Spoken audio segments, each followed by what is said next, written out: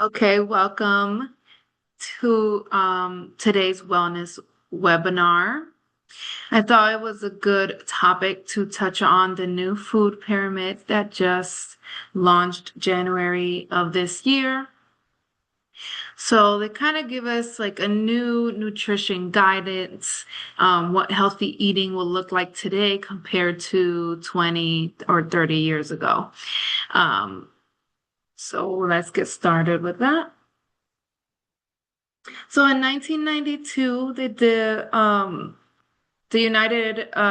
the United States Department of Agriculture brought together this food pyramid. Everyone saw it in elementary school growing up. So this pyramid specifically had a heavy grain focus. As you see, the bottom of the pyramid has 6 to 11 servings of bread, cereal, rice, or pasta. So it was kind of they wanted to emphasize on everyone getting grains into their diet, whole grains. But there was no emphasis on fats. As you can see at the top of the pyramid, it says, use sparingly fats, oils, and sweets, but that can be taken into wrong interpretation depending on the person.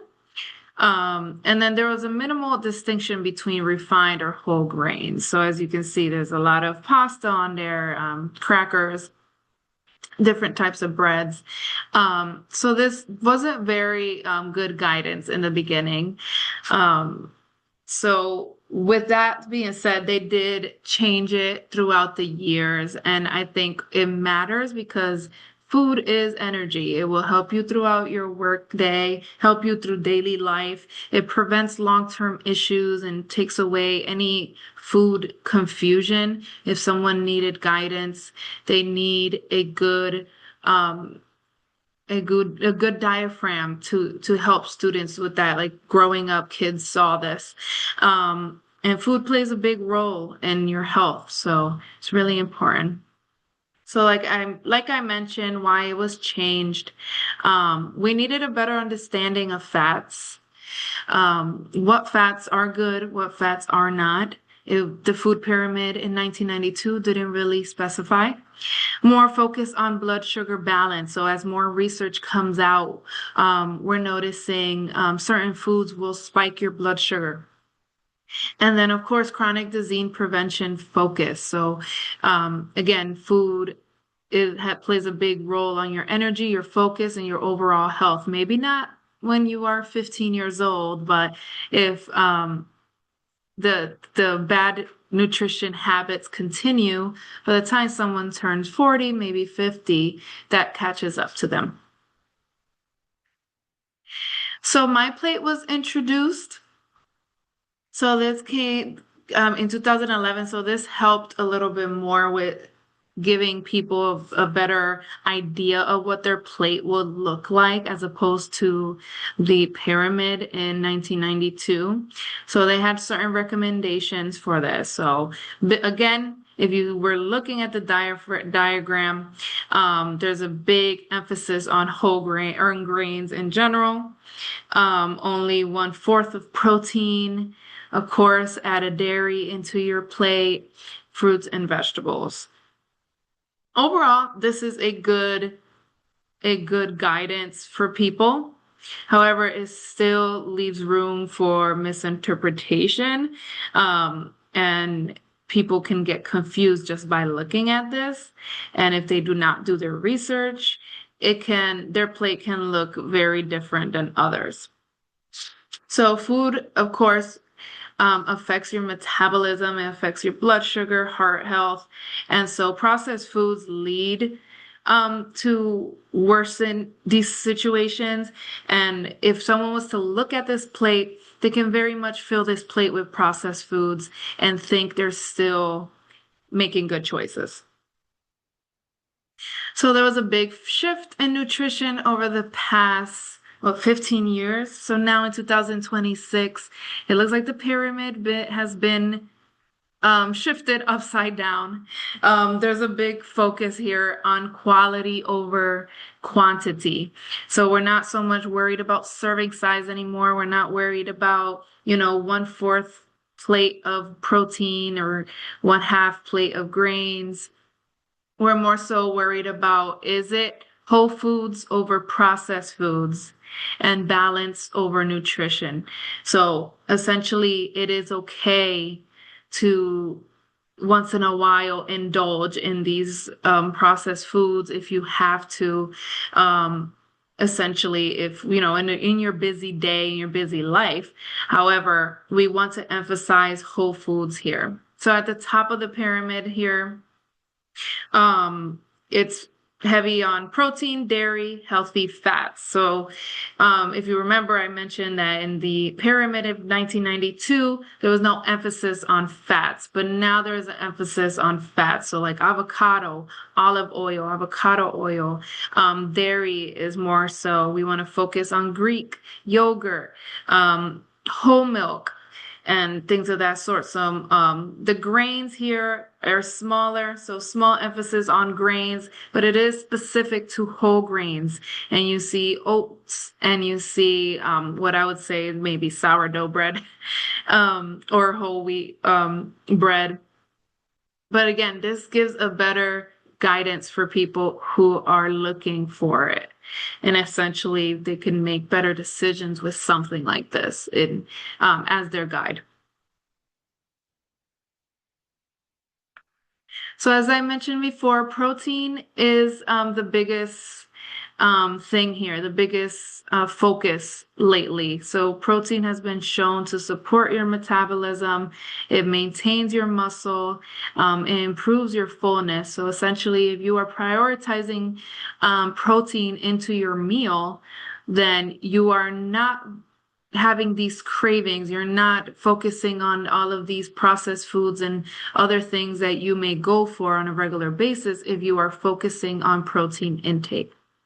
So you want to aim to have it at every meal. So this can look like eggs, beans, fish, chicken, nuts, yogurt. And a good way to calculate how much protein is needed, essentially, is your weight in kilograms multiplied by 0.8 grams. And that will give you the grams of protein you need per day. And it's really easy to calculate your proteins, essentially. Even if you didn't want to go into like measuring and all of that, that can be very taxing for someone. But if you were to look like, okay, one egg is 6 grams of protein for breakfast. One tub of Greek yogurt can be up to 17 grams of protein. So if you were to go with simple meals and focusing on whole foods, you can still very much track your protein.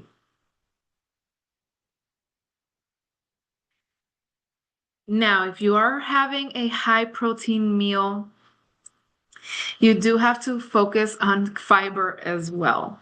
So it's very easy to ignore fiber and not include it into your diet. However, it's very important not only for gut health, but most importantly, your digestion. So it's going to slow down your digestion. It's going to have you, using the bathroom more regularly. It will stabilize your blood sugar and it protects your heart from cholesterol.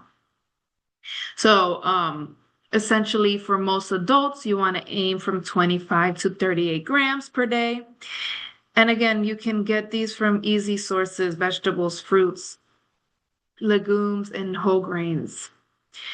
You can also find it in like adding it to your like meals. Like if you were to have Greek yogurt, you can add some chia seeds or flax seeds into that. That adds protein. So small little steps can improve your nutrition overall. And like we talked about before, again in the beginning of the food pyramid, 1992, there was no emphasis on fats. We don't know what kind of fats are good for us. or if they're even good at all. So sometimes they would tell people to stay away from fats. However, healthy fats are good for you. So you want to go for the olive oil, the nuts and seeds, avocado, fatty fish. I know a lot of people are still very scared to touch red meat and say, that's bad fats or it's bad for cholesterol. But a lot of research has come out that grass-fed meat is actually beneficial. So just something, a quick swap like that, instead of going for regular ground beef, you go for grass-fed organic. That does not cause inflammation or heart issues as much as regular ground beef would. So unsaturated fats reduce inflammation and will protect your heart. So again, the biggest emphasis is, again, quality over quantity. And you want to build a balanced plate with whole foods. However, we have to be realistic. Sometimes we're not always getting whole foods. We have busy schedules. We may have to grab something out of the fridge quickly. Greek yogurt, like it has nutrition facts. So it is important to know how to read your nutrition facts here. So I thought it was important to put that here because it can be very overwhelming for someone.